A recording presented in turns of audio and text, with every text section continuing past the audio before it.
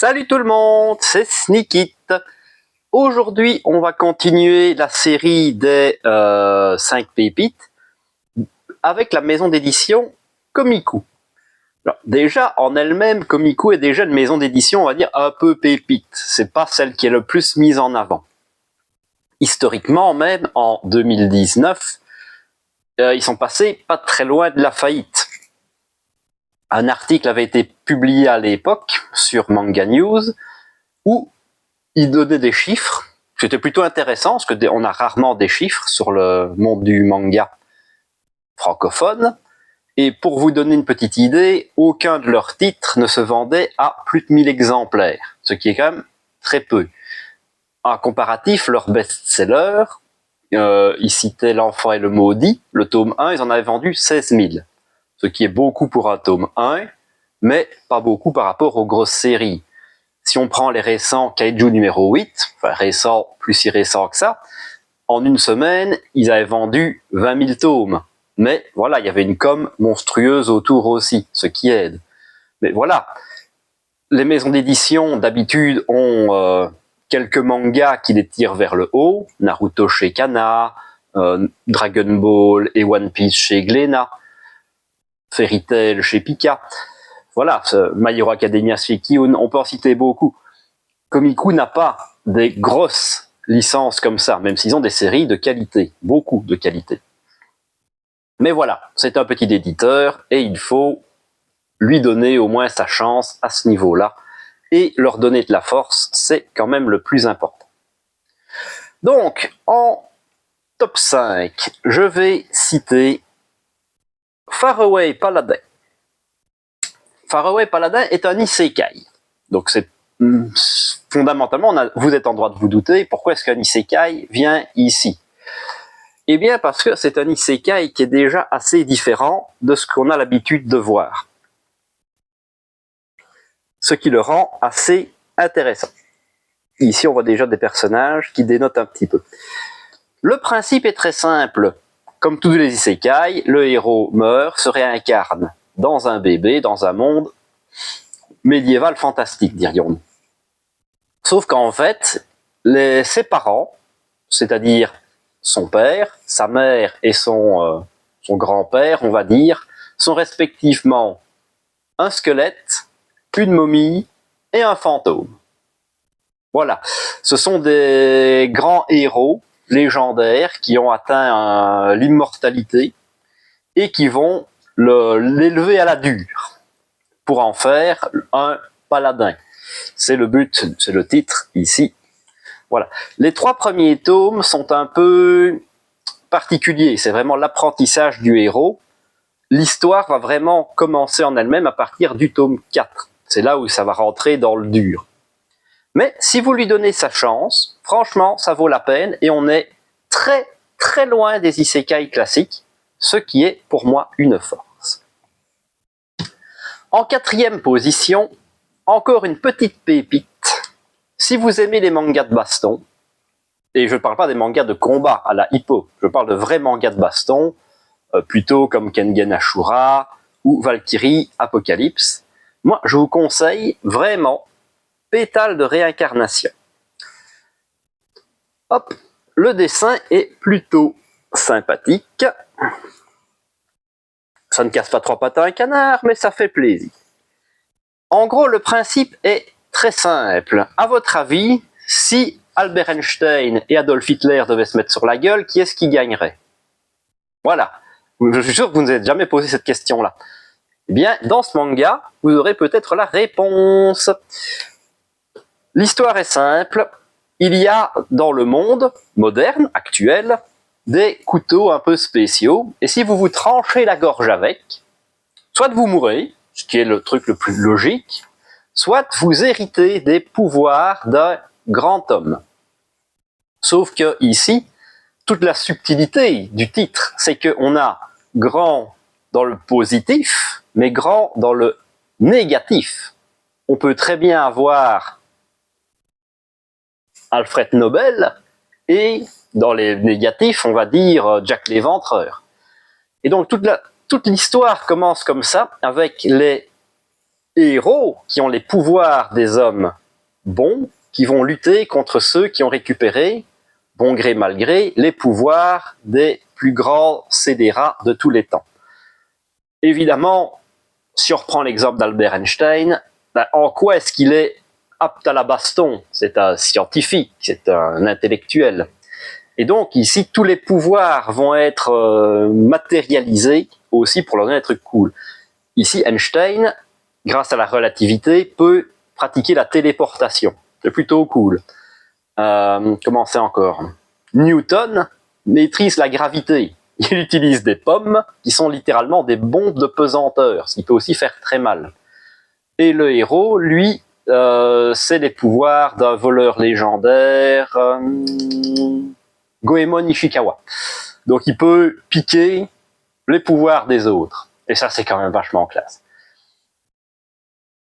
Donc non seulement il y a le côté baston, qui est plutôt bien fait, et il y a un côté un peu historique, puisqu'on va présenter des personnages légendaires, récents et d'autres beaucoup moins récents. Et moi j'apprécie ce détail-là. Si vous aimez l'histoire, j'aime bien. Il y a même des petites pages dans le récit qui vont expliquer les personnages et qui ils sont réellement. Il n'y en a pas pour tous. C'est ce que je regrette. Moi j'en voudrais plus. Mais voilà, les grands personnages que vous allez croiser sont dedans. Et c'est vachement chouette. Franchement, donnez-lui une chance. Si vous avez aimé Valkyrie Apocalypse, je ne comprends pas que vous n'aimeriez pas ça. Franchement. En troisième position, un manga parmi les plus beaux que j'ai vus. The Ancient Magus Bride. Le dessin est vraiment, vraiment chouette. Et les cases sont toujours bien remplies. Vous en avez pour votre pognon. Si vous avez l'occasion, il y a aussi un animé qui est lui-même magnifique. On est dans un monde moderne, mais avec une notion de sorcellerie et de magie. Parce que la magie et les sorciers, c'est pas la même chose. Et en parlant de sorcier, cette créature-là est un sorcier et il décide sur un coup de tête d'aller aux enchères et de s'acheter une femme. C'est-à-dire cette personne-ci, qui est une humaine, mais avec une capacité magique hors du commun, ce qui fait que les créatures surnaturelles, déjà elles les voient, mais c'est de la bouffer. Et lui, il veut juste en faire une épouse. C'est très joli. Il y a vraiment tout un côté onirique dedans, qui est très chouette. Assez dur à décrire, évidemment. Mais voilà, si vous avez l'occasion de découvrir cette série, surtout qu'en plus, ça se passe, on est vraiment dans un côté londonien, campagne londonienne, ce qui est déjà assez atypique pour un manga en soi. Mais l'animé est sublime, en tout cas. En deuxième position, Arte. Alors, le précédent était déjà très bien dessiné, celui-là est encore un cran au-dessus. On est franchement pas très loin d'un Bright Stories, par exemple. Et c'est un manga, alors je vais pas dire historique, puisque le personnage ici n'existe pas, même s'il y a tout un gros côté historique, puisqu'on est à... C'est pas Venise, c'est pas Vérone non plus, je sais plus où on est. Enfin, ça se passe pendant la Renaissance, et c'est l'histoire donc d'Arte, qui est une fille de la petite noblesse. Comme c'est une fille, son travail dans la vie, c'est d'être une bonne épouse et de trouver un bon parti. Elle n'est pas d'accord avec ça, c'est le côté femme forte. Elle, ce qu'elle veut, c'est devenir artiste peintre, sauf que déjà à l'époque, la peinture, c'est un métier d'homme, et c'est pas la place d'une femme. Elle va donc se battre pour trouver sa place dans la société, et finalement tomber sur quelqu'un qui va accepter de la prendre comme apprentie. On va voir son évolution, tout l'art de la peinture, l'art avec de vendre sa peinture, le côté mécène, le côté historique, puisqu'on va aussi voir la guerre de 30 ans. C'est vraiment très intéressant, très passionnant comme roman. On est vraiment, enfin comme histoire, on est vraiment pris dedans. Moi, je vous le recommande. À titre comparatif, par exemple, sur les mangas qui parlent de peinture, chez Pika, comment il s'appelle encore, Blue Period. Blue Period est intéressant, mais niveau dessin, je trouve ça assez laid. C'est pas bien fait, pas bien dessiné pour un manga qui parle d'art, alors que celui-là parle d'art, mais vraiment avec une qualité de dessin qui va avec et qui vaut le détour. Donc voilà, si vous aimez bien le côté un peu historique, voilà, on est à Florence, c'est ça. Si vous aimez bien le côté historique, Renaissance, c'est déjà une belle pièce à avoir, et puis l'histoire est chouette, c'est toujours sympathique dans un manga d'avoir le côté femme forte et indépendante. Alors, j'ai l'habitude de citer une série médiocre que j'ai lue, et malheureusement, chez Komiku, je n'en ai pas. Je n'ai que des séries que je trouve intéressantes. Vous avez encore tout un choix derrière moi. Alors, évidemment, on a ici, voilà, des isekai un peu basiques. Évidemment, maintenant, un isekai, c'est jamais non plus foncièrement mauvais. C'est du bas de gamme, c'est du popcorn, on lit ça, on passe un bon petit moment, et on est content. Donc, pas de flop ici chez Komiku. Il y en a sûrement, mais c'est des trucs où je n'ai pas été dessus. Pygmalion avec des mascottes qui veulent tuer des gens, voilà, c'est pas ma cam. Donc moi, personnellement, je sais que je n'aimerais pas, mais il y a sûrement plein de gens qui ont adoré. J'aurais beaucoup, avec un titre comme ça, j'espérais avoir le dessin animé de mon enfance, mais ce n'était pas le cas. Voilà. On va attaquer le top 1, et je vais aussi commencer par m'excuser. Parce que je ne vous propose que des mangas qui sont disponibles. Tous les mangas dont je parle sont trouvables immédiatement dans le commerce. Vous fermez la vidéo, vous allez chez votre libraire, sur la Fnac, sur Amazon, vous saurez tout acheter.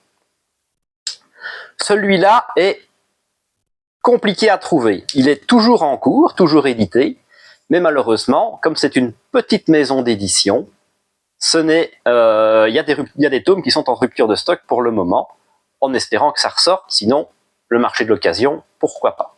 Mais je ne pouvais pas passer à côté. Pour moi, c'est la grande pièce de chez Komiku. Je vais même aller plus loin. Si je devais faire un top 10 de mangas, et Dieu sait que des mangas, j'en ai un bon paquet, il serait dedans, sans aucune hésitation. Et donc, c'est le chef de Nobunaga. Vous le savez peut-être si vous avez suivi mes précédentes vidéos, mais j'aime les mangas historiques. J'aime les mangas sur le thème du Japon, et j'aime les mangas de bouffe. Il y a les trois dedans. Il y a les trois dedans, avec un dessin d'un très très haut niveau. C'est peut-être, évidemment, ici on est sur un tome 1, c'est déjà pas mal. Ça va aller en améliorant, évidemment. Hop, j'avais marqué une page normalement. Voilà. Et évidemment, on a les dessins des petits plats. Tout ce qu'il faut pour donner l'eau à la bouche. Alors, basiquement, je ne sais pas si on peut appeler ça Nisekai. Pour moi, non, parce qu'on est toujours dans notre monde à nous, et on n'a pas changé de monde.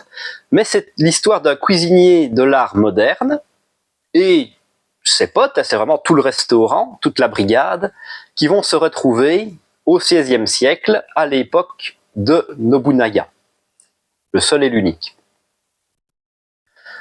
Le héros qu'on va suivre, évidemment, ils vont se faire attaquer, être séparés, et le héros se retrouve seul et partiellement amnésique. C'est-à-dire qu'il ne sait plus vraiment son nom, il ne sait pas d'où il vient, il se rappelle de personne, mais évidemment, chose pratique, il sait toujours cuisiner comme un dieu, et il a quelques réminiscences, évidemment, de ses cours d'histoire, de l'école. Et à force de se faire remarquer par sa cuisine, qui dénote pour l'époque, puisqu'il y a des choses, on mange pas de bœuf au Japon, à l'époque, ça ne se fait pas. Pour eux, c'est un animal qui sert à faire les champs, on ne le mange pas. On mange pas de cheval non plus, le cheval se respecte, c'est la monture des samouraïs. On mange pas de beurre, le beurre n'existe pas. C'est pas qu'on n'en mange pas, c'est qu'on sait pas le faire. On sait pas ce que c'est, même si on a du lait. Donc lui, il va amener toute cette culture-là, tous ces petits plats, et il va finir par se faire remarquer par Nobunaga, qui en tant que érudit aussi, c'est pas juste un combattant, va le prendre à son service parce qu'il a quelque chose qui l'intéresse. Et donc on va revivre toute l'histoire du règne de Nobunaga, puisque ça va aller de ses conquêtes du pouvoir jusqu'à sa mort. Pas de la base, hein, puisque là, Nobunaga est déjà un daimyo, il est déjà adulte. Hein. Si vous voulez l'histoire de la jeunesse de Nobunaga, vous avez chez Mangetsu Ikusanoko, qui est cher, mais vraiment très bien, je vous le recommande. Et voilà, donc ça mêle histoire et cuisine, puisque toutes les grandes diplomaties, toutes les grandes alliances, tous les grands combats, ici vont se négocier autour d'un plat ou d'un banquet fait par Ken, pour passer des messages aux gens. C'est franchement vraiment très bien. La série ici compte 38 volumes et je pense qu'elle s'arrête en 39. Donc on arrive presque à la fin. C'est une série qu'on ne reverra, à mon avis, plus non plus, puisqu'encore une fois, petite maison d'édition, ils ne savent pas maintenir toutes les séries, malheureusement, et il y en a beaucoup qui sont en arrêt de commercialisation. Si c'est des thèmes qui vous intéressent, honnêtement, donnez-lui sa chance. C'est vraiment une série de qualité comme on en voit rarement. C'est mon avis, et ça n'engage que moi, mais voilà. Si vous avez aimé cette vidéo, n'hésitez pas à lâcher le petit pouce bleu qui fait plaisir, à vous abonner à la chaîne. On approche des 150 tout doucement. À mon niveau, c'est déjà une belle réussite, donc pour l'instant, je suis fort content. Et n'hésitez pas à donner vous-même en commentaire. Voilà, est-ce que vous connaissiez déjà la maison Komiku? Est-ce que vous avez des titres de chez eux? Est-ce qu'il y en a que je n'ai pas parlé, hein, vous en voyez derrière moi ici, dont je n'ai pas parlé, mais qui sont aussi très sympas. Donc dites-le en commentaire, c'est ce que je préfère, c'est vous lire et discuter avec vous. Et en attendant une prochaine vidéo, je vous dis à la prochaine.